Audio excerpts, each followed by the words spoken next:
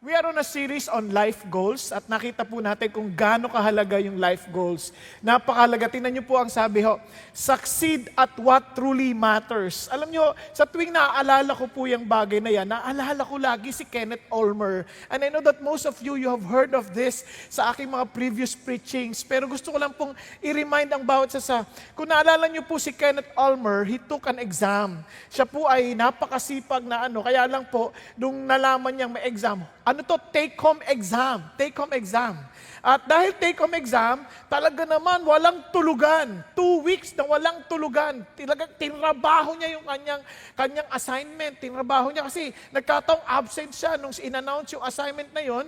So, nilaman na lang niya sa kanyang mga kasama o kaklase. O eto na. Sikat na teacher ho ito at pastor, si Kenneth Ulmer. At ito na ho, nung nag-submit na ho siya ng kanyang assignment, he was very proud. Can you imagine, at that time, wala pong computer. Ang ginagamit po ay typewriter. Ngayon, ito na, submit, tuwa, mga research sa kapal. Pagbalik niya, pagkatapos ng 2 linggo, sabi niya, excited na siyang makita yung kanyang grade. Ang grade niya, laki-laki, letter F, may bilog pa. Sabi niya, bakit ako letter F? Nakalagay sa comment, good research. Oh, maganda yung research. Good presentation. Oh, good naman pala eh. Sabi niya, good effort. But failed. But this is not the assignment. Di patay. Alam niyo, ganyan ang maraming tao. We've been too busy about so many things, pero hindi pala yun yung pinagagawa sa atin. Kaya alam po ninyo, sa mundo, listen to this, wag ho kayong mag-guilty that somehow, kung wala ho ang picture ng spirituality o ang Diyos, gusto natin maging successful in terms of yung money, in terms of recognition. Gusto natin yan. Relationships. Gusto natin. Bakit? Kasi we are designed that way. Alam niyo ba yun? From the very beginning, when God created us, pinrovide niya na lahat ng pangangailangan natin. Kaya sanay tayong ganoon. Yun ang ating design. Tapos hindi lang yun. Dinesign pa tayo ng Diyos na rule the earth. Be fruitful and multiply. So we were designed that way. At ano pang sabi ng Diyos? Napaka-amazing agad. Ano sabi niya? Talagang kaya dinesign tayo ng Diyos, it's not good for a man to be alone. In that He created a woman to be His helpmate. Sabi niya, so we were designed for relationships and He wants us to be successful in that regard, in that area, on those areas. Ang problema lang, men fell into sin at dahil nagkasala ang tao, lahat ng ating pursuit corrupted. Nakaintindihan natin? Kaya nga, tingnan ninyo, kahit anong tagumpay natin sa mundo, laging will end up into frustration. Ma-promote ka, yung inaakala mo na pag na-promote ka, ayos ka na, biglang ba't ganito? Ang daming responsibilidad, ang daming problema. Akala mo lang kasi, parang pag nakapromote, okay na eh. Ganda ng pangalan, presidente. Pero hindi ka makatulog, di ba? So, sa madaling salita, bakit ganon? Lahat ng bagay na gawin mo, corrupted. Lahat sumasama loob mo lang. Di ba? Nag-asawa ka, umaasa ka, yes! Panalo! Sa dami ng nanliligaw, ako ang nakapakasagot sa kanya at ako ang napakasalan. Oh, sakit ng ulo rin. Oh, yung inaakala mo, panalo, talo pa rin. Bakit? Kasi nga ganito tayo. Kasi dahil sa kasalanan, we were dead in our trespasses and sins, in which you formerly walk according to the course of this world, according to the prince of the power of the air, the spirit that's now working in the sons of disobedience. Among them, we too are formerly live in the lust of the flesh, indulging the desires of the flesh, and of the mind, were by nature children of wrath. Kaya no matter what we do, we're dead. Walang buhay. And if there is no life, there is no success. Kaya nga, kahit anong gusto mong abutin sa buhay, it will end up into frustration. You will only find real success when you experience the rich mercy of God, that because of His great love with which He loved us, ano sabi niya?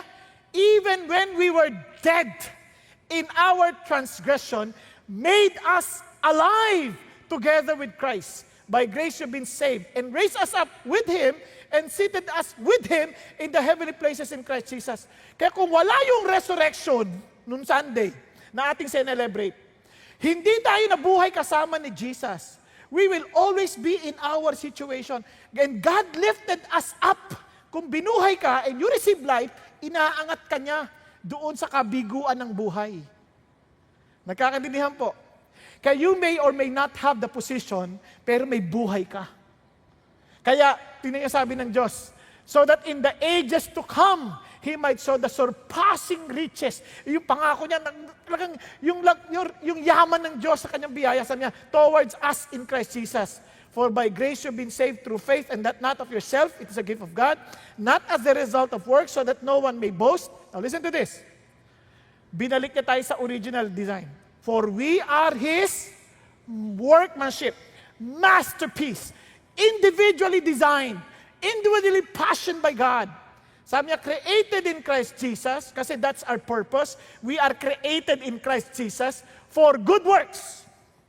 Kasi lahat ng gawin natin dahil sa dead tayo, wala tayong malasakit sa ibang tao, wala tayong pakialam sa katawan ni Kristo, wala tayong pakialam sa ibang tao, kasi we're now part of the body of Christ, may bigla ka ng pakialam sa iba. Yun ang totoong good works. Tingnan niyo sa bahay. Kahit mga anak natin tataka tayo, binigay na natin lahat, pero sarili pa rin ang iniisip nila madalas. Pag hindi sila Christian. Hello? Tingnan niyo na lang po yung mga nagtatrabaho sa ibang bansa. Kawawa na awa, mga kababayan natin.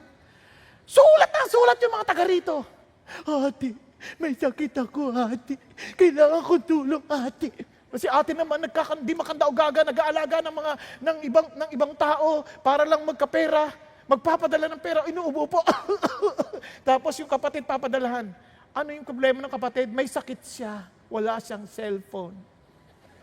Cellphonitis. Ibibili lang ng bagong cellphone. Dahil lumabas na ang Samsung S10. Wala pa nun. Pero nauna na siya.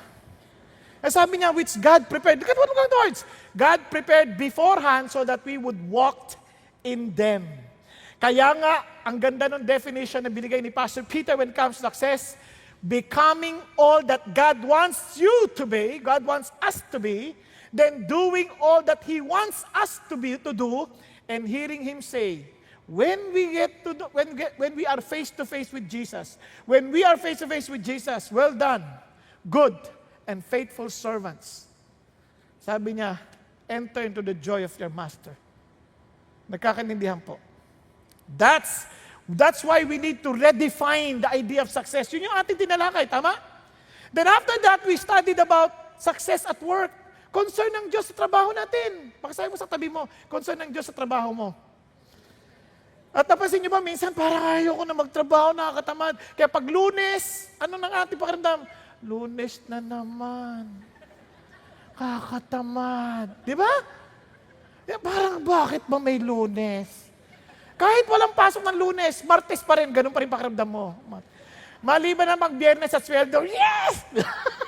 Iba pakiramdam. But you need to understand, work is not a curse from God. Ito ay hindi curse, we are made to work, but the life goal of work is to advance God's kingdom. Kaya hindi tayo excited kasi we're not living for somebody else. Tingnan nyo kapag in love ka sa isang tao sa trabaho, excited ka. Halimbawa lang, kung binata kayo at meron kayong type sa office, para nagmamadali ka, sana Lunes na. Tama? And if you're working with your lover, with your real love, si Jesus, at alam mo that He's there, whether you are at work or not, I believe you will also be excited. Kaya tingnan niyo po, it's not about being happy actually at work, but finding where God wants you to be and to become the best that you can be for Him. Kasi yun ang nagpapasaya sa'yo. Si God, hindi yung trabaho. Now, look at this. It's not the greatness of the work that defines your success, but the centrality of God's greatness in your work. Now, kung nagtatanong kayo, sino nagsabi niyan? Sinulat ko lang po yung mga nasa isip ko. Minimeditate ko lagi, every time I remind myself, kahit yung work, hindi yung dakila dahil, wow, big time yung trabaho, wow, hindi. Dakila yan, hindi dahil sa ginagawa mo. Kahit na naglilinis ka lang o naglabuhugas ka lang ng plato, dakila yan. Kung ang sentro ay yung kadakilaan ng Diyos. Hello? Minsan, ako po si attorney. Wow, attorney. Wow! Big time! Ako po si Senador. Big time, Senator! Tapos ako po ang janitor. Ngayon, linisin mo na. Walang ganon. Kahit janitor yan. Kung ang sentro niya ay si Jesus, at ginagawa niya yon para kay Jesus, that is success. Because kitang-kita mo yung centrality ng Diyos sa kanyang ginagawa. Amen? Hello? Baka sabi sa tabi mo, succeed in your work. No? Allow the centrality of God. Kaya ngayon, pag-uusapan natin is succeed in your finances. Wow! Sinong gusto may kapera? Wow! Yung iba ayaw magtaas ang kamay dahil walang kapera-pera. Sabi niya, wala akong pera. Di ba? Hirap na ako. Di ba? Minsan ang isip natin, allergic yung ibang tao, pera! Ayoko niyan! Huwag natin pag-usapan sa church yan, pera! Mga mukhang pera! Alam niyo, mali kayo. Yung iba sabihin na, ay gusto niya lang kasi puro mayayaman kayo. Ay iba naman mahirap lang kami, kaya walang nagpag-usapan yung pera na. Trust me, mayaman na mahirap, parehong pera, napakahalaga sa kanila. Nagkakaintindihan po? Kung wala kang pera, ano ka? Wala pera. Yagit. Tama? Ngayon, alam niyo bang concern din ng Diyos para sa bawat sa atin, para sa ating mga pangailangan?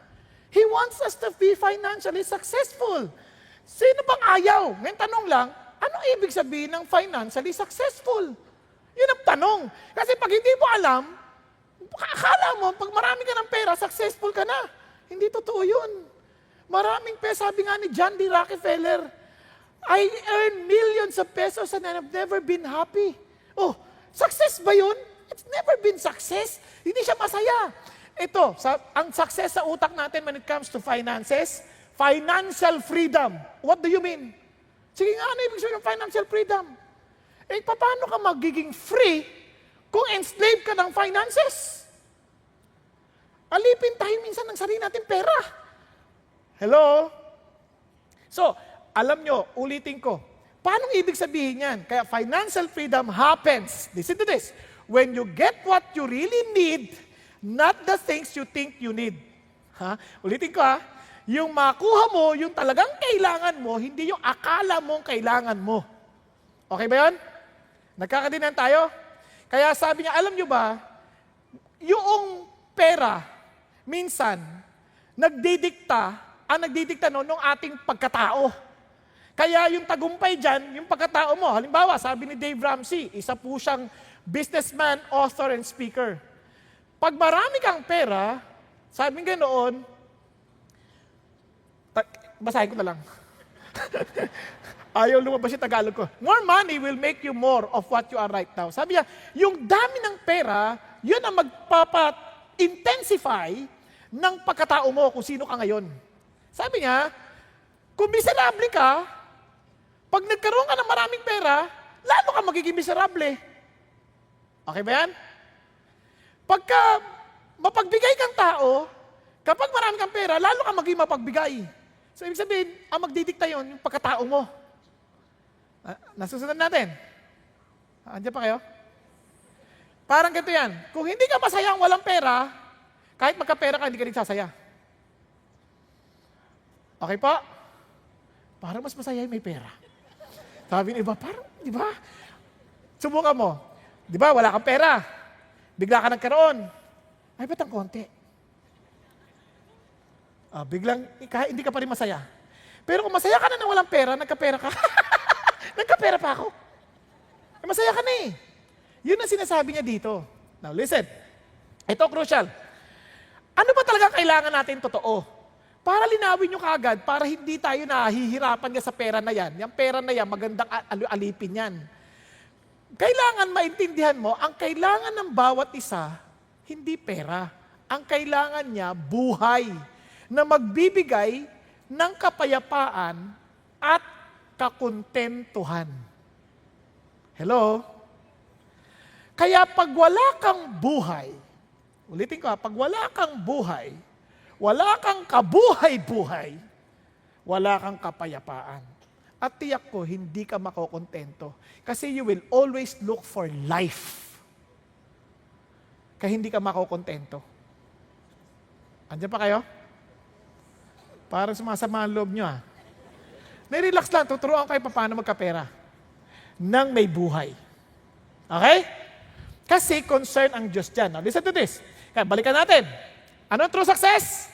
Becoming all that God wants you to be and doing all that He wants you to do and hearing Him say, well done, good and faithful son.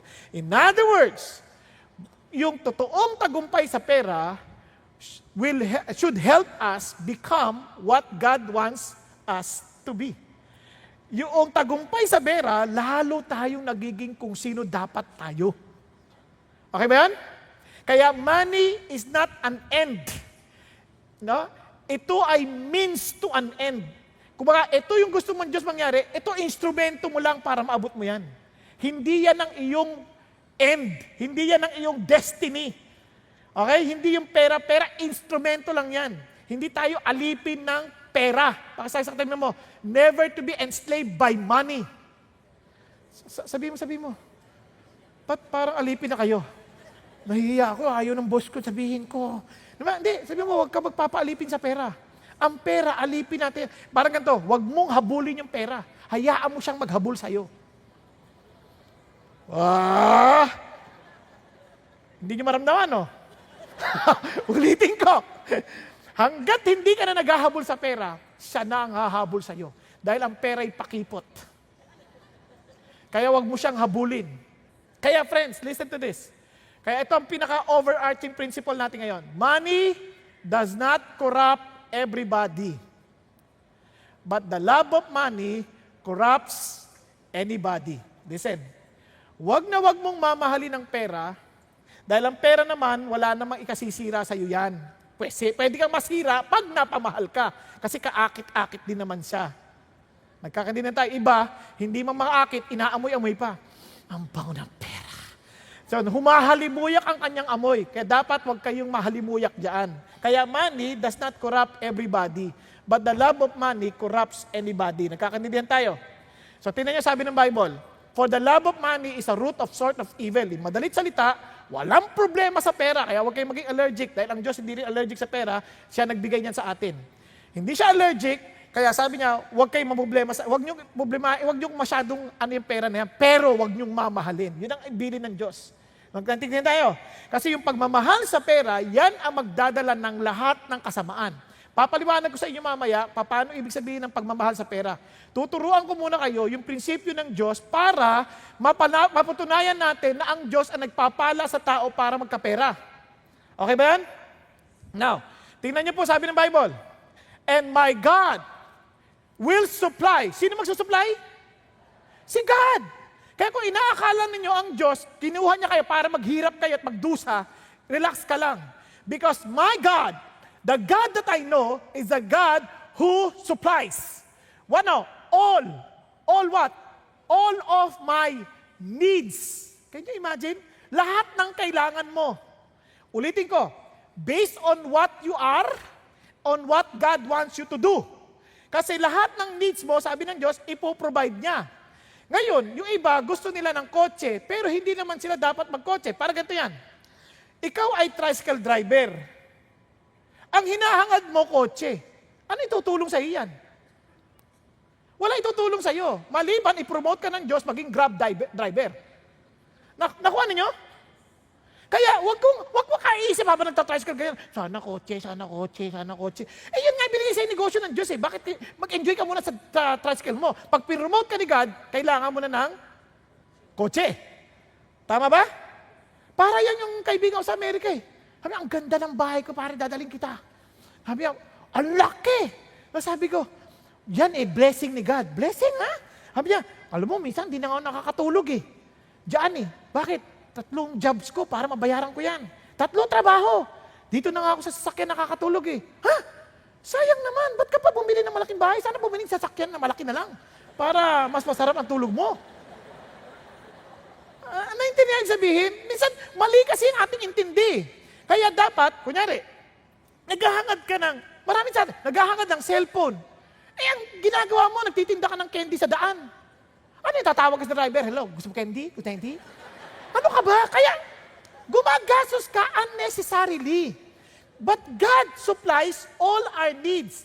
In my case, kailangan kong computer, binigyan niya akong computer.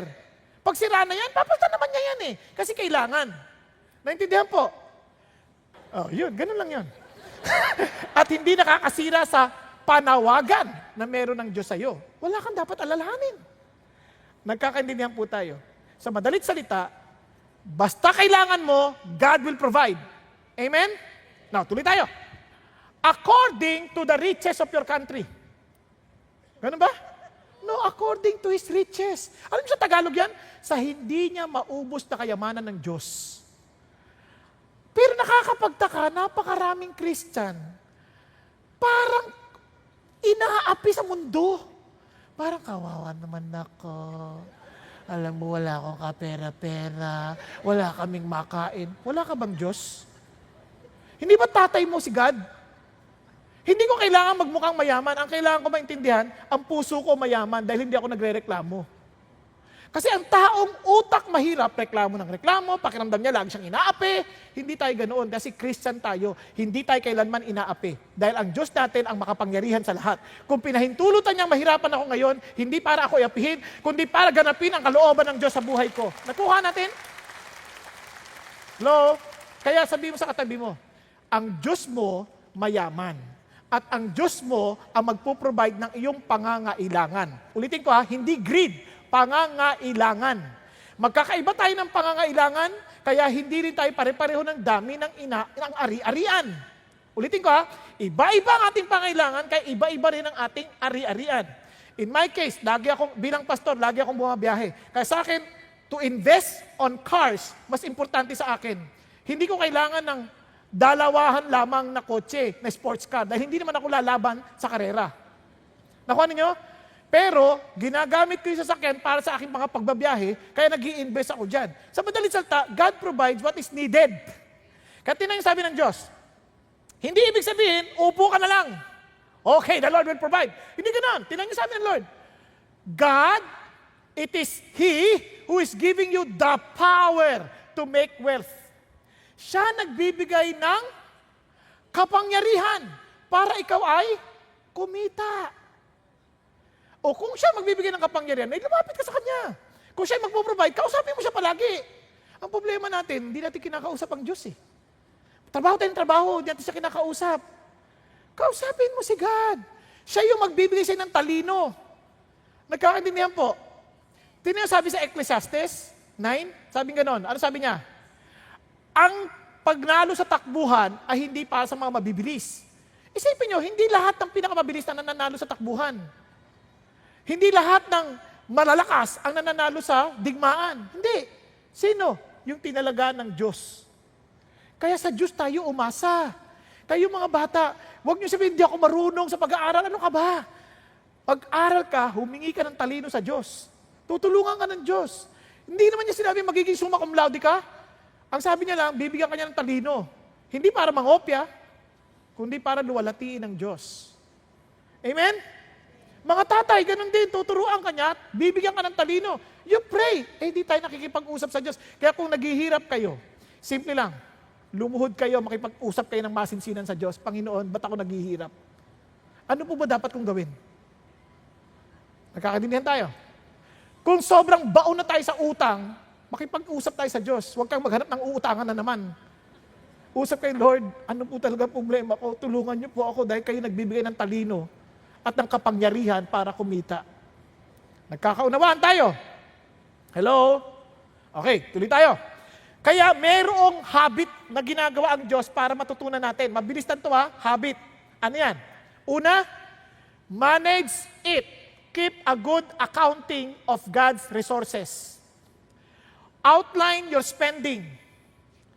Nest egg, para madagdagan natin. Nest egg or save. Ibig sabihin ng nest egg, mag-ipon. Embrace tithing principle and yield first before enjoying it. Now, iba sa atin, ako mayaman na ako wag mo na akong turuan. Mamaya papaliwanag ko sa inyo. Ulitin ko, ang yaman hindi nasusukat sa dami ng pera. Nasusukat sa kalalagayan ng puso sa kabila ng lahat ng meron tayo o wala. Nagkakaintindihan tayo? Okay. Tuloy tayo. So ano ibig sabihin nun? Manage it. Listen to this. Una, ang Diyos very practical. He tells us what to do. Kaya ang Bible nagturo rin paano gamitin ang pera. Kaya as young as you are, be successful in your finances. How? Manage it. Keep a good accounting. Sa accounting, napaka-importante ang bottom line. Okay? Ibig ako bilang accountant, napaka-importante ang bottom line. Kailangan alam mo. Ngayon, paano malalaman? Maraming tao, nagdinegosyo, hinahayaan na lang yung mga managers nila, sige kayo nang bahala dyan. Hindi ganun ang totoong manager. Ganito dapat. Sabi ng Bible, riches can disappear fast, so watch your business interest closely, know the state of your flocks and herds. Noon, ang yaman nabibilang sa dami ng tupa, sa dami ng alagain. Kaya nga, binibilang nila yan, 6,000 flock, 6,000 oxen, 3,000 sheep. Napansin niyo ba yan? Kahit sa Job. In other words, may record sila. Marami sa atin, gastos ang gastos, hindi natin inaalam anong record natin, wala tayong accounting. Basta, ang hilig natin mag-signs and wonders. Lalo ngayon, nauso na yung credit card. Sign ang sign. Pagkatapos naman dyan yung statement of account, nagwa-wonder, saan na ako magbabayad? Paano ko mababayaran ito? Walang ganon.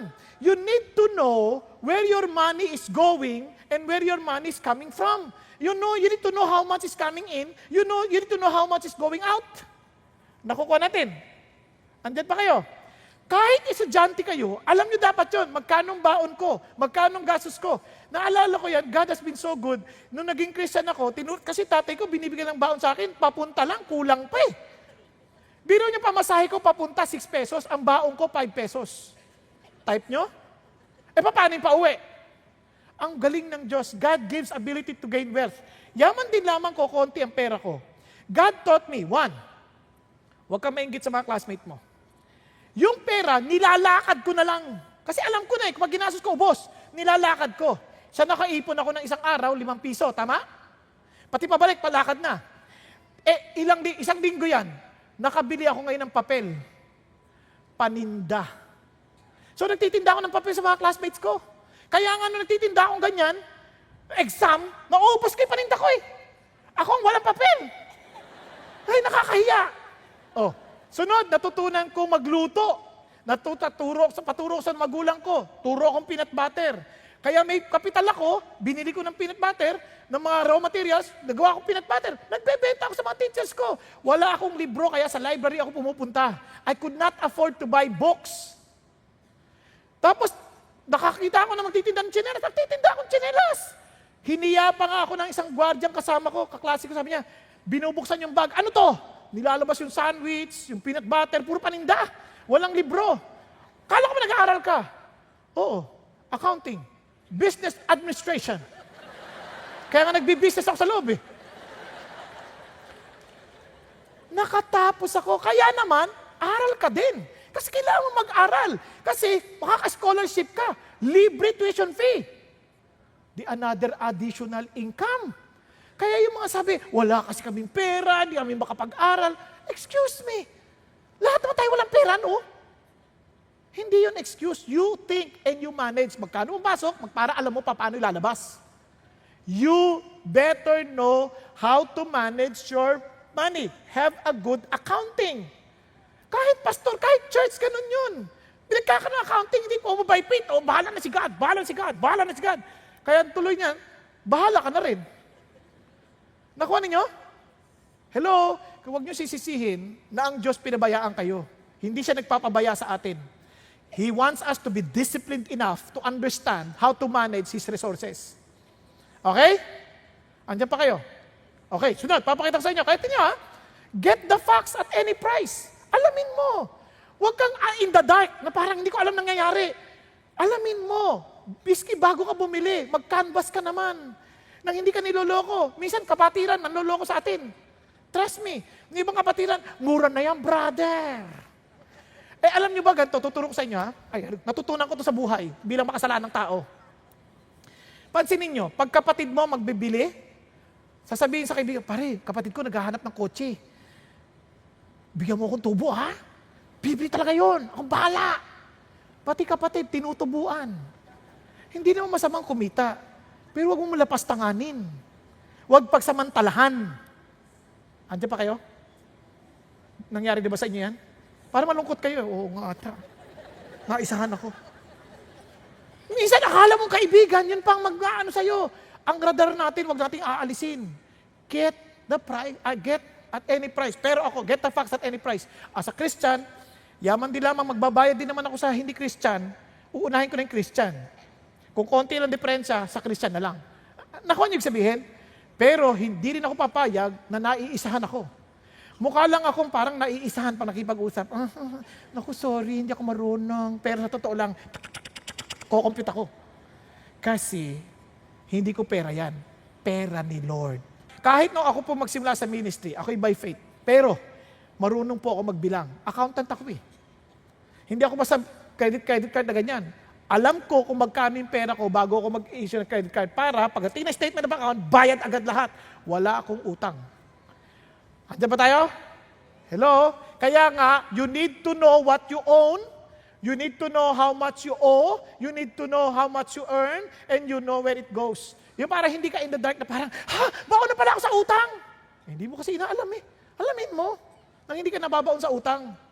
Hello? Masabi mo, Pastor, paano kung nagkamali na ako? Di magdusa ka. Ay, hindi, joke lang. May tutulong sa iyo paano babawi. Relax na kayo, huwag kayo matulog. Okay. Number 2, letter O. Outline your spending. Ano yung M? Manage. Manage it. Keep a good accounting. Tapos, outline your spending. Ilista ninyo. Plan carefully and you will have plenty. Planuhin mo mabuti. Ang tawag dyan sa terminology natin, budgeting. Budgeting. Maraming tao, walang budget. Pastor, wala may iba-budget. Kalokohan. Wala iba-budget? Yung maliit na mera ka, i-budget mo na. Para hindi ka nagbasta sa gastos, alamin mo kung saan yung importante. Tingnan ninyo. Tingnan nyo lang ha. Isipin nyo lahat ng mga pinaggagastos natin hindi kailangan. Huwag kayo basta seller say. Tingnan nyo sabi dito. If you act too quickly, you will never have enough. Ano ibig sabihin nun? Impulsive. Ay, sale! Bili tayo, sale! Ang daming sale. Puro plato. Hindi naman ginagamit. Punta kayo sa bahay, ang dami nating nabili na hindi naman kailangan. Tama, mali? Hello? Dahil sa ano? Sale. Huwag kayo magpapaloko sa sale. Halos lahat yan may sale. May opening sale, may closing sale, mayroong beginning year sale, may year-end sale, may mid-year sale. Laging may sale. Yung isa nga, pinangalan na nga, sales. Huwag kayo magpapaniwala sa ganoon. Pag hindi mo kailangan, huwag mong bilhin. Hello? You plan, you budget. Kasi God provides. Alam niyo kung bakit ko tututuro sa inyo? Kasi hindi magiging matagumpay ang bansa kung hindi tayo matagumpay. And we need to teach this to others. Kasi tutulungan tayo ng Diyos. Kasi ang Diyos gusto niya maayos ang buhay natin. Ayaw niya magulong buhay natin. How can we fulfill the Great Commission? Kaya iba sa atin, hindi ako maka-attend ng Bible study, hindi ako makapag-D group. Bakit? Wala akong pera, kailangan ko pa, wala akong pabasahe, kailangan ko pa magkayod. Ba't ka na umabot sa ganyan? Ang Diyos natin nagsusupply. Kaya lang, tuturuan niya tayo papaano. Kaya sabi niya, never to be impulsive. Now look at this. Stupid people spend their money as fast as they get it. Yan ang problema ng tao. Pag kumita, bili na kagad. Ngayon, mas stupid yung bumibili na hindi pa niya kinikita. Sinanla na yung ATM. Ba't sinasanla yung ATM? Bakit? Tsaka baka manalo ko sa loto. Wala ka pang napapanalunan? Gumagastos ka na? Kung yung ginagastos mo sa loto, in-invest mo na lang, hindi sana naubos yung pera mo. Kaya, napaka-importante yun. Don't spend right away. Think, plan. Isipin mo, ano bang gusto kong mangyari? Ano bang gusto kong maipon? Nakalista na yan. Tama? Pero nyo, ang daming pinag-aaway. Alam nyo ba sa Amerika, 64% nagdi-divorce dahil lang sa pera?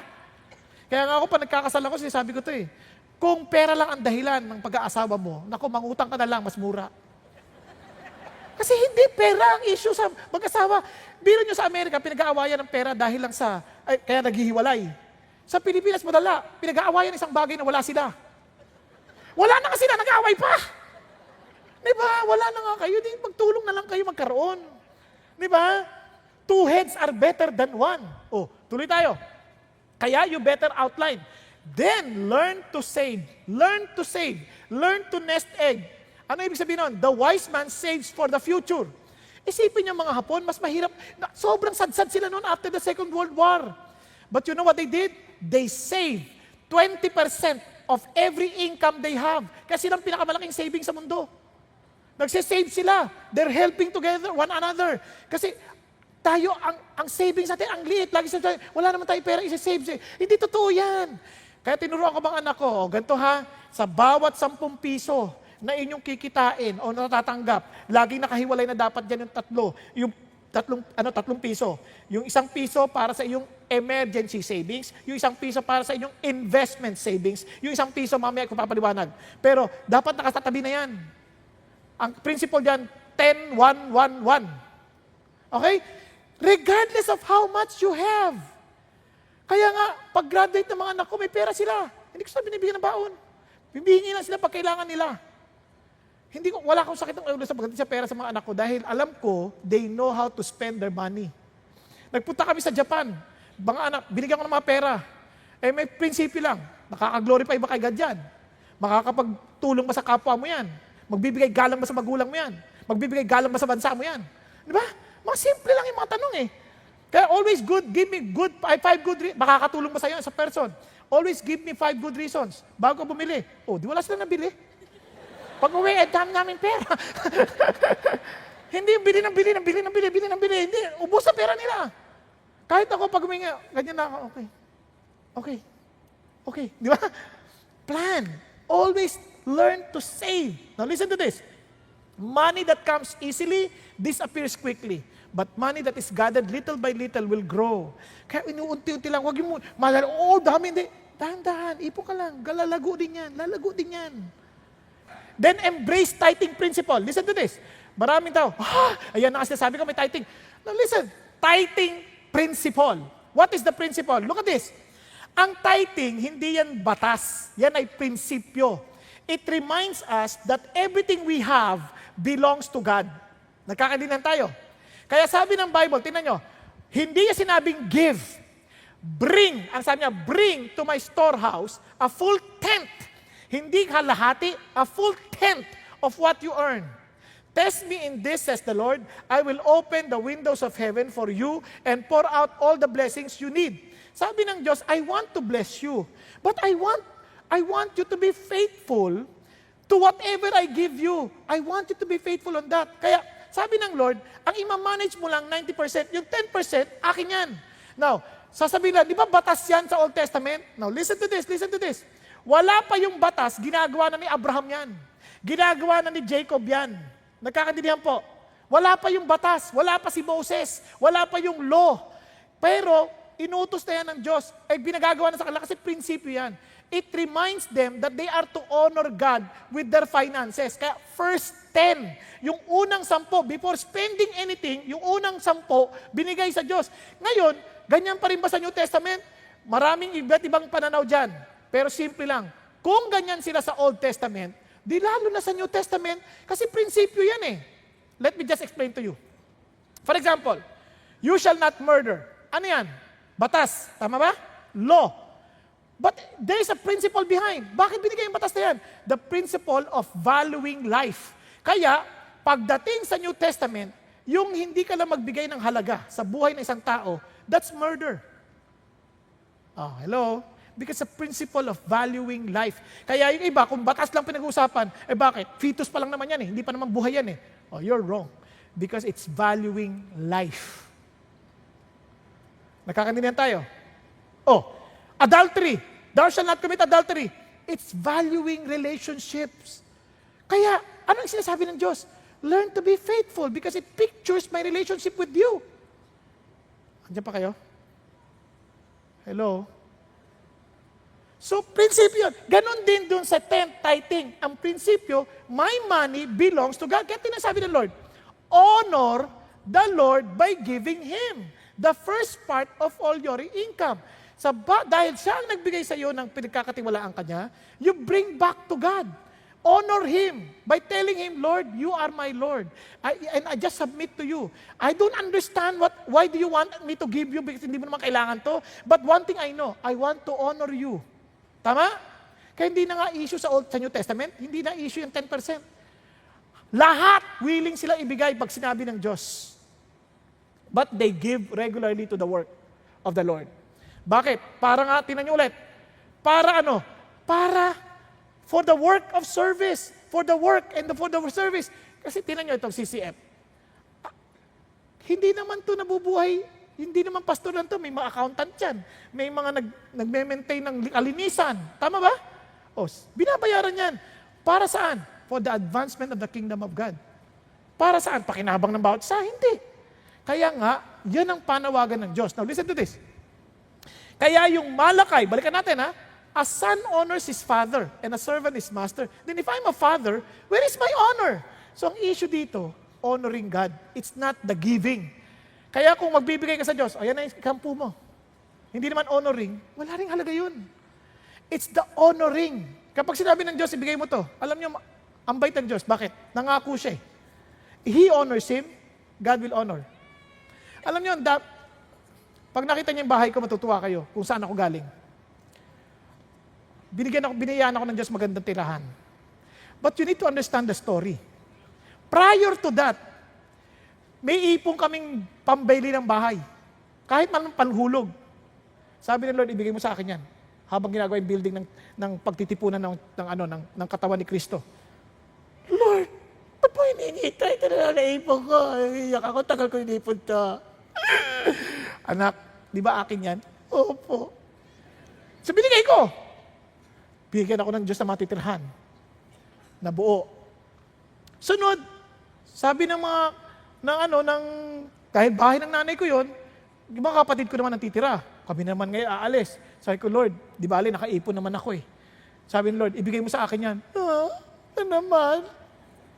Sabi ng Lord, bigay mo sa akin. Akin yan, di ba? Opo. Ibigay na naman ako. Kasi kanya yun eh. I want to honor my God. Alam mo, natapos yung bahay namin. Oo, may utang ako sa bangko. Pero binabayaran naman agad eh. Kaya nga ang utang ko sa bangko, 15 years to pray.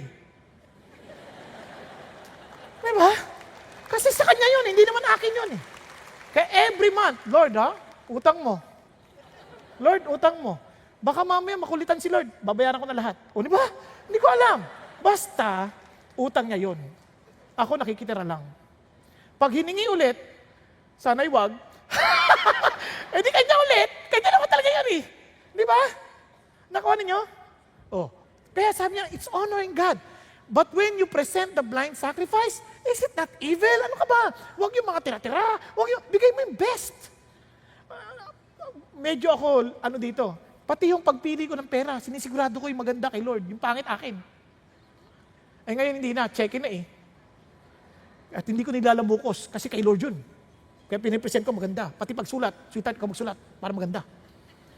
Hindi, kasi nahiya ako sa Lord pag pangit ang sulat. Kasi para sa Kanya yun eh. Gusto ko pakita kong mahal na mahal ko si God, maging sa pagpirma ko ng cheque. Ayos ba tayo dyan? And I'm telling you, I give beyond 10% because it's not about the 10%, it's the principle that I understand that my money belongs to God. Nagkakaninaan po.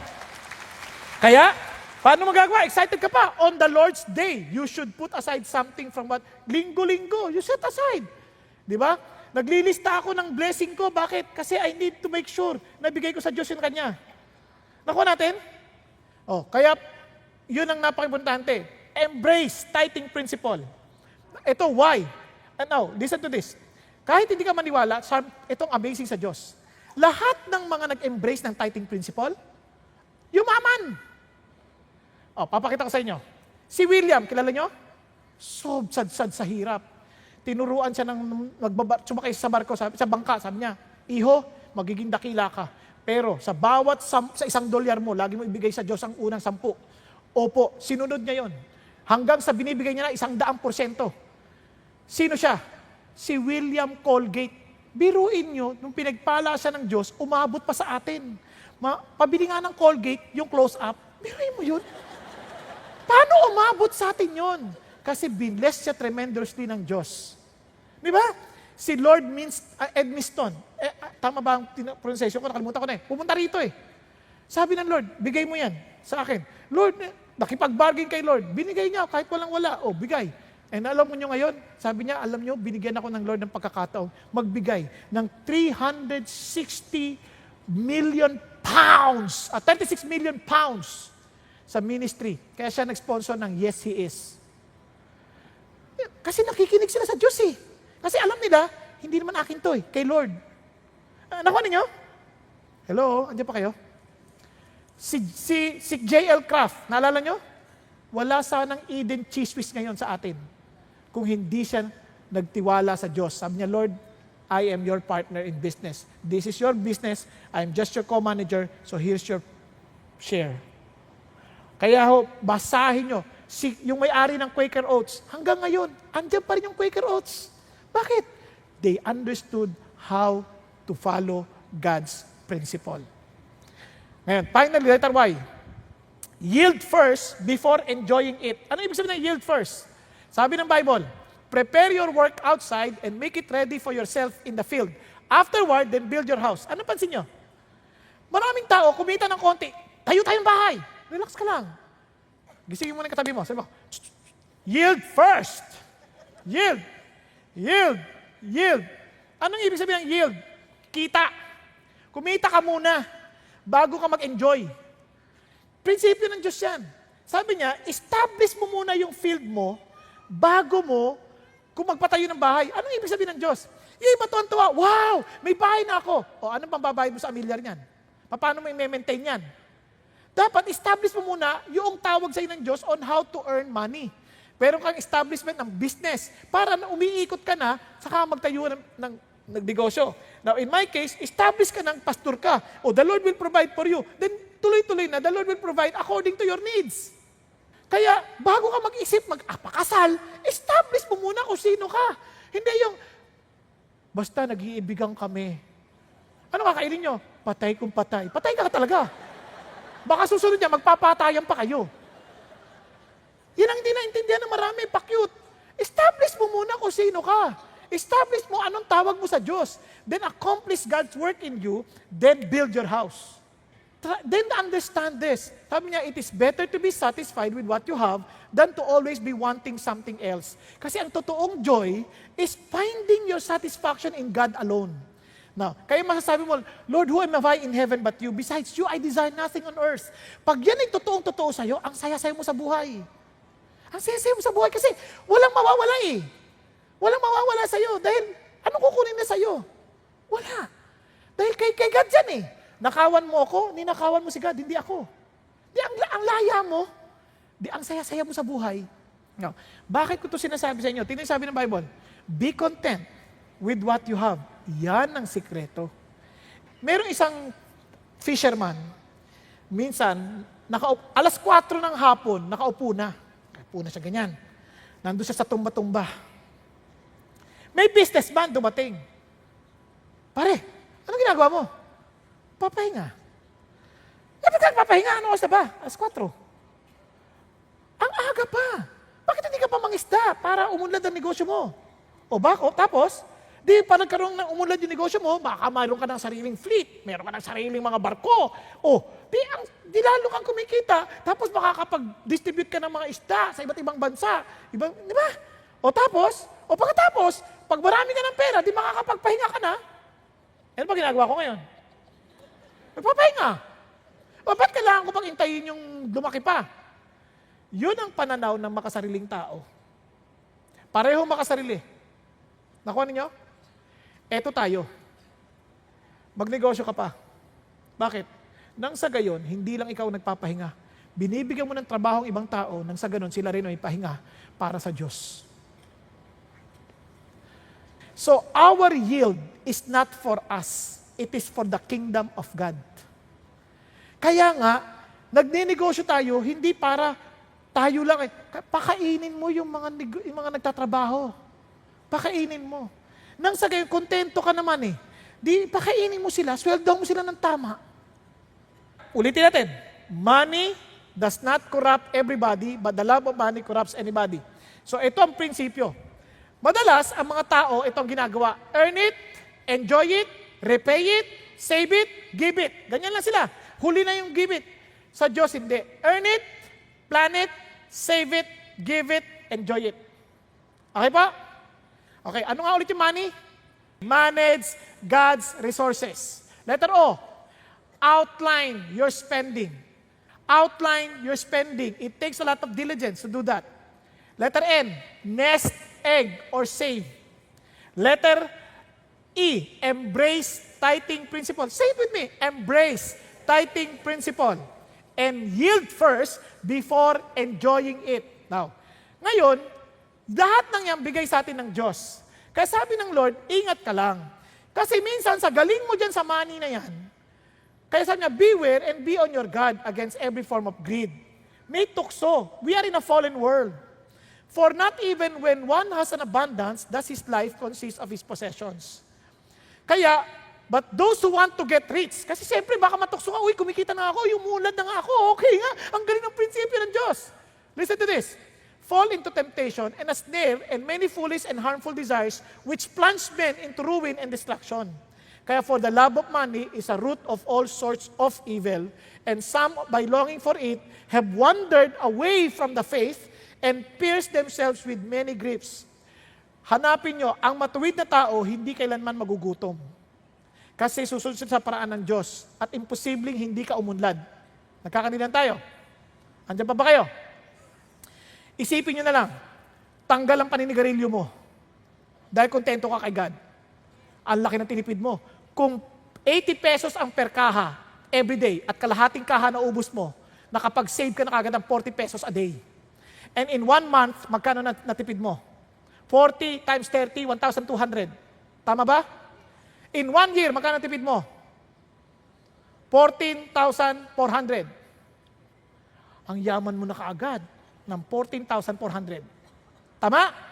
Sa 10 taon, mayroon kang 144,000. Natutulog ka pa lang yan, hindi ka lang naninigarilyo. Nakakanilan tayo. Wala pa doon ang beer grande. Ang laking tipid na naman yan. Nakakapagtrabaho ka ng walang sakit ang ulo. Ano pa? Makakapagtrabaho ka ng matino, mapopromote ka. Bakit? Bago tuwing aalis ka, kumikis ka sa asawa mo. Kasi sabi ng pag-aaral, yung mga lalaking humahalik sa asawa, kiding umaga, kumikita ng 20% more money than those who do not kiss their wives. At mas mahaba ang buhay nila. Kaya yung mga asawa nyo hindi humahalik, nako, mamamatay agad. Hindi lang mamamatay agad, mamahina ang kita. Kasi paano ka makakapagtrabaho? Yung asawa mo, habang natumayo, hindi makakapagtrabaho maayos. Kaya kung sa Diyos ka, aayos ang buhay mo. Nakuha ninyo? Hindi ka maaring mayaman, pero kontento ka dahil alam mo the Lord provides for you. Amen? You will be successful financially. Pero, here's the temptation. Pag dumami na yung pera mo, baka mapamahal ka naman sa pera at hindi sa Diyos. Kaya ingat ka. Kasi don't be a PWD in your financial stewardship. Ano yung PWD? Pursuer of worldly wealth. Ayaw ng Diyos na hinahabol mo yung pera. Ano ibig sabihin ng hinahabol ang pera? You cheat people for the sake of earning. O kaya naman, especially ito mga lalaki, kayo ay itinalaga ng Diyos, yung provision niya, idadaan niya sa inyo. Huwag na huwag yung dadayain ng pamilya ninyo. By spending it to your casino, huwag yung dadayain ng mga anak ninyo. Huwag yung daday, kahit mga magulang, huwag yung ginugulangan ng anak ninyo dahil pera ng Diyos yan para sa pamilya nyo. Kaya huwag na huwag sila, ako magulang mo, kailangan provide mo ang pangangailangan ko. Lulong ka na sa sugal, masama yun. Kaya hindi mo pera yan, pera ni God yan. Kaya sabi ng Lord, gamitin mo sa pamilya mo at para sa kahiran. Tama ba? Nang yung anak mo, hindi kasi sinisumba ang Diyos. Iba ganito. Yung asawang babae, nagtatrabaho, yung lalaki naman, ginagasto sa pamilya niya. Hindi sa pamilya niya, yung nanay niya, tatay niya, hindi masamang tumulong sa kanila at sa mga kapatid. Pero, at least nag-agree kayo mag-asawa. Kasi priority mo yung pamilya mo Andiyan pa ba kayo? Kasi yan ay, again, pursuing worldly wealth. Sunod, huwag tayong workaholic. Yung parang trabaho, hindi tayo papahinga. Kasi God gives sleep to His beloved. God gives the needs of His beloved even in their sleep. Psalm 127, nasusunod mo natin? Kaya nagpapahinga. Hindi totoong walang pahinga, trabaho ka lang, trabaho. Sabi noon, may paniwala, pag 3 oras ng tulog mo, tiyak naman, magtatagumpay ka. Pag 5 oras, maghihirap ka. Kalukuhan. Ang totoong tagumpay, nakakatulog ka. Hindi during the service. Sa gabi. Maaga natutulog, maaga nagigising, tatrabaho ka. Okay po? Nang matino, maliwanag ang kaisipan para sa Diyos. Nagkakaintindihan tayo? So yun ang sinasabi ng Panginoon. Kaya, nagbabayad ka ng tamang buwis. Yan ang tamang, hindi ka nagpupursue ng worldly wealth. Kaya sabi ng Bible, come now you rich, weep and how miseries which are coming upon you. Your riches have rotted and your garments have become moth-eaten. Your gold and your silver have rusted, and the rust will be a witness against you, and will consume your flesh like fire. It is the last days that you have stored up your treasure. Right, sabi ng Lord, behold the pay of the laborers who mowed your fields, and which has been withheld by you, cries out against you, and the outcry of those who did the harvesting has reached the ears of the Lord of the Sabaoth. Wow! Relax kayo. Pag umiyak yung laborers natin, because of parang ino-oppress sila, naririnig ng Diyos yun. And we will give an account to the Lord for that. Nagkakaintindihan po? Ngayon ang iba, ito pa sabi ng Lord, kasi sabi niya, you have lived luxuriously on the earth and led a life of wanton pleasure. You have fattened your hearts in the day of slaughter. You have condemned and put to death the righteous man. He does not resist you. Minsan, because of our love for money, even at the expense of the lives of other people. Mayaman na mahirap, nagmamahal sa pera, kaya nagnanakaw, nag-hold up, yan, love of money yan. Nakuha natin? Pananagutan mo rin sa Lord yun. Okay ba yun? Now, yung iba naman, nangungutang, hindi nagbabayad. Ano yung tawag sa mga nangungutang, hindi nagbabayad? Sa Bible? Wicked! Ang taong hindi nagmamahal sa pera, pag nangutang, hindi makakatulog na hindi makapagbayad. Hello? At ito malungkot. Habang di ka nagbabayad, hindi ka uunlad. Ngayon, di ko talaga kaya. Di unti-untiin mo. Di ba? Hindi mo kailangan biglain eh. Unti-untiin mo. Kaya mga anak, pati mga magulang nyo, huwag niyong pababayaan. Kaya yan ang sinasabi ng Diyos. Now, look at this. He who loves money will not be satisfied with money, nor he who loves abundance with its income. This too is vanity. Hindi ka naman masasatisfy sa pera hanggat hindi ka nakatingin sa Diyos. Okay? Yung iba, ang isip nila ganito. Papasin niya. Isip nila, meron kasing theology yan eh. Hindi ko sinabi na kapag Christian ka, sobrang yaman ka. Kasi yung tinatawag dyan, prosperity gospel. Hindi masama, may mga taong pinagpapala ng Diyos, praise God. Pero hindi yan, ibig sabihin, lahat ng tao ay sobrang yaman o magiging bilyonaryo. Hindi ko sinabi yan. Pero ang tiyak ako, the Lord provides for our needs. Amen? Ang taong iba naman, ay kailangan mahirap tayo na Christian tayo. Kasi sell all your possession and give to the poor. May mga may taong tinawag na maging mahirap, pero masaya sila sa Diyos. Pero hindi lahat ay ganoon. Ang alam ko lang ganito, ang tawag ko dyan, provision theology. The Lord provides what we need. Sabi ng Bible, seek first His kingdom and His righteousness, and all these things shall be added unto you. Okay ba yan? Okay. So ano pa mga palatandaan na tayo po ay nagmamahal sa pera? Tayo po ay worrier about our daily needs. Lagi tayo nagwo-worry. Mayaman na mahirap, pag nagwo-worry ka, ay sobrang mahal mo yung pera. Worry ka ng worry. Saan ako kakain? Ano kaya? Ang gasto natin ko, konti na lang. Yung ipon ko, konti na lang, napawasan na naman. Pagka ganun ang ugali mo, warrior ka, hindi ka nagtitiwala sa Diyos. Ibig sabihin, ikaw ay nagmamahal sa pera. Kasi sabi ng Lord, do not worry then, saying, what will we eat? Or what will we drink? Or what will we wear for clothing?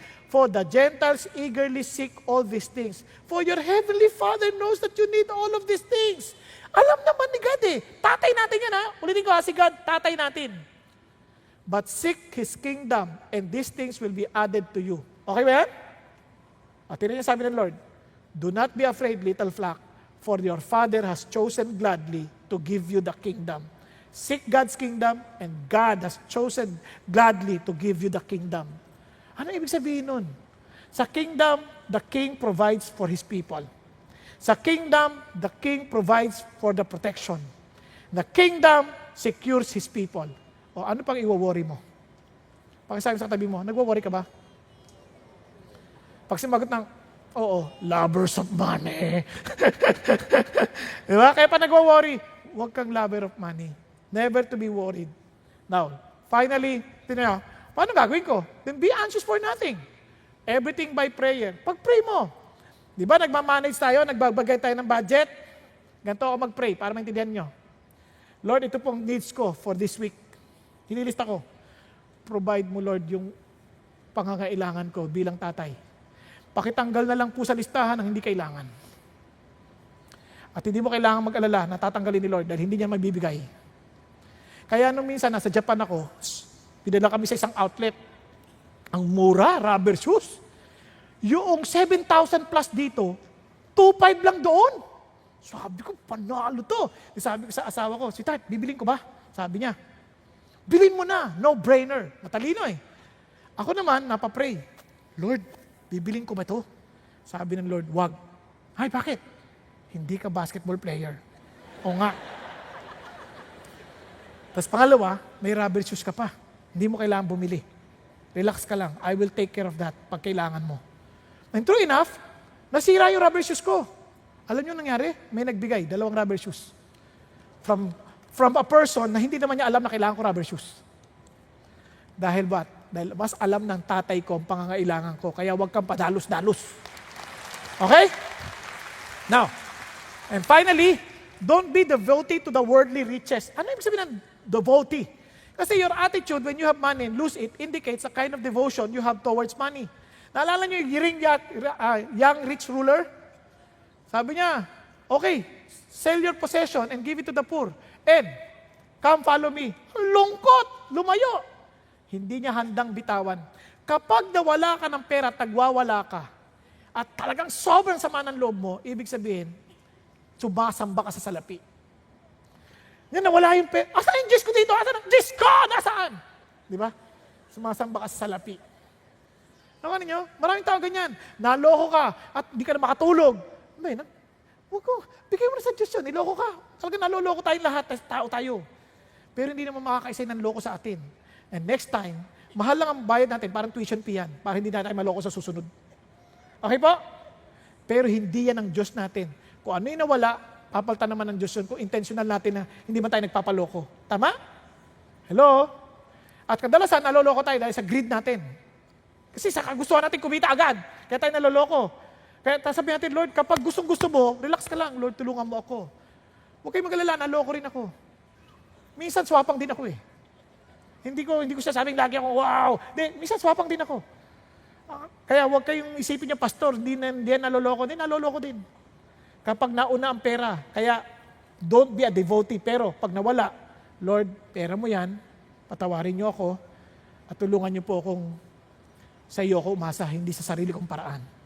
Pati pera, pinag-aawayan, kaya pati sa mana, nako, yung kahit na sa asawa ko, nung siyempre may mana rin silang konti, sabi ko, huwag ka na makisalo dyan. I-quit claim ka na dyan. Huwag ka na makipagtalo sa mga manang yan. Ang mana natin, si God. O, hindi naman sila nagtatalo-talo, mababait naman sila. Kaya lang, hindi ko na pinasasali ang asawa ko pagdating sa mga mana. Nakuha ninyo, bakit? Mas mayaman ang Diyos ko kaysa sa tatay niya sa lupa. Okay ba yun? Yung lupa lang yun eh. May iiwan din. Hindi ka naman doon malilibing. Di ba? Kaya doon ka lang sa Diyos. Kaya yung mga nag-aaway-aaway sa mana, huwag niyong pag-awayan yan. Doon lang kay Lord. Sobre eh. Pinaghirapan ng tatay ko yan. O, tatay mo pala naghirap eh. Ba't ka na kayo pag-away? Di ba? Kaya, tandaan nyo, where your treasure is, there your heart will be also. Kaya sabi ng Bible, no one can serve two masters. Either he will hate the one and love the other. No one! Hindi pwedeng parehas. Either he will hate the one and be devoted to one and despise the other. You cannot serve God and wealth. Kaya pag ang pera, hindi mo mabitawan, sinasamba mo siya. Ang pera, maluwag mong hinahawakan. Dahil ang Diyos ang magbubuhos ng mas marami kaysa nakatikon na ganyan. Okay po? Naunawa natin? Now let me end.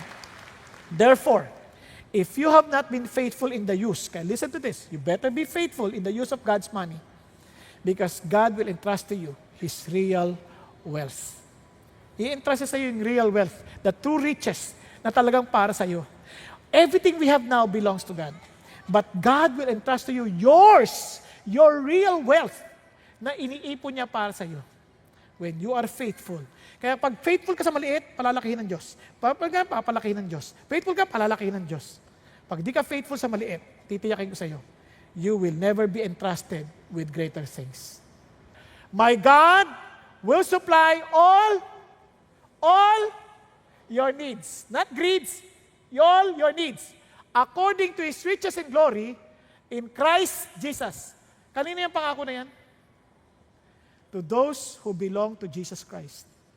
That promise is not for everybody. That promise is for those who are in Christ Jesus. Nagkakaintindihan? Kaya hindi mo kailangan mag-manipulate ng tao, hindi mo kailangan manloko ng kapwa, hindi mo kailangan mandaya ng iba para lang ma-provide ang pangailangan mo. Dahil for those who belong to Jesus, all your needs will surely be provided by God Himself, our Father. Kaya friends, money does not corrupt everybody, but the love of money corrupts anybody. So what will you do? First, learn this habit. Money. Manage it. Keep a good accounting. Outline your spending. Nest egg. Embrace tithing principle and yield first before enjoying it. Please, don't ever practice, don't allow the handicap in your financial stewardship. Ano yan? Never be a PWD, pursuer of worldly riches, worrying about our daily needs, and devoting ourselves in seeking or serving money, but rather devote ourselves to Jesus Christ, who is the source of all things. May I tell you this? Succeed financially. Sabi mo sa katabi mo, succeed financially. Hayaan mong habulin ka ng pera at huwag ikaw ang hahabol-habol sa kanya. Tayo pong lahat ay yumukot, pumikit.